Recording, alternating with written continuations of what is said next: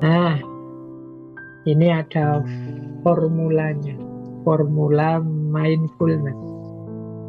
Jadi rumusnya mindfulness itu adalah yang pertama, mari kita hidup dengan sadar makna dan tujuan. Intinya hidup yang sadar. Yang kedua, mari kita menikmati proses. Jadi selama ini mungkin kita lebih terlatih menikmati itu ya hasil. Tapi sebenarnya hidup ini sudah bisa kita nikmati sejak proses. Jadi tidak hanya skripsi yang sudah jadi, yang indah bisa dinikmati, tapi proses menyusun skripsi itu sebenarnya juga indah.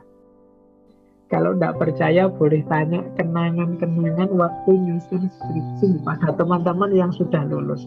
Itu nanti ceritanya bisa macam-macam. Jadi keindahan itu tidak hanya ada di hasil, tapi juga di proses. Misalnya yang sekarang sudah menikah, suami istri yang semula pacarannya lama atau ngejar-ngejarnya lama. Loh, itu kan sejak proses sebenarnya sudah indah. Itu sampai anak cucu bisa diceritakan, itu proses ngejar-ngejar, proses pacaran sampai menikah. Jadi proses itu indah. Perjuangan kita meraih pekerjaan misalnya memang melelahkan, capek, tapi nanti kalau sudah dapat pekerjaan, ini proses ini juga bisa kita ceritakan pada anak cucu kita sebagai kenangan yang indah. Maka mindful itu antara lain kita menikmati hidup sejak proses. Kemudian ya olah pikir, ya olah fisik. Jadi mindful itu bukan berarti orang pasif, tapi juga aktif. Jadi hidup ini ya memerlukan keterlibatan fisik kita, keterlibatan pikiran kita sepenuhnya. Kemudian memberikan keseimbangan pada otak, pada pikiran kita. Jadi ya otak kita itu kan ada bagian kiri, bagian kanan, ada unsur-unsur matematisnya, tapi ada juga unsur seninya.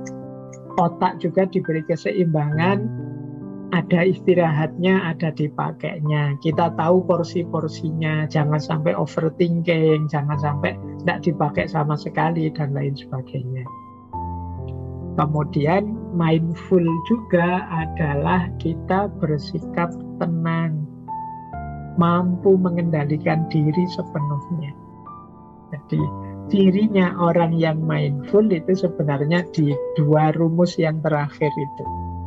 Orangnya jadi tenang, menyikapi fenomena apapun dia tenang dan mampu mengendalikan diri, tidak reaktif.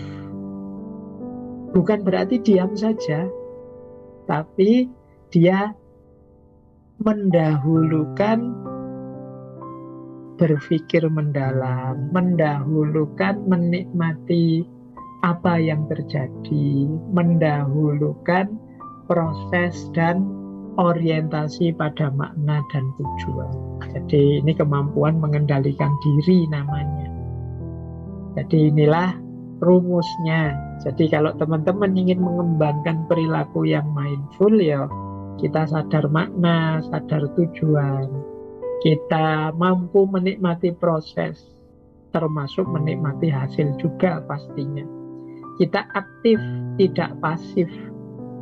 Hidup kita seimbang, ya lahir, ya batin, ya aspek otak kanan, ya aspek-aspek otak kiri, ya berpikir kritis, ya berpikir kreatif, dan tenang serta mampu mengendalikan diri sepenuhnya.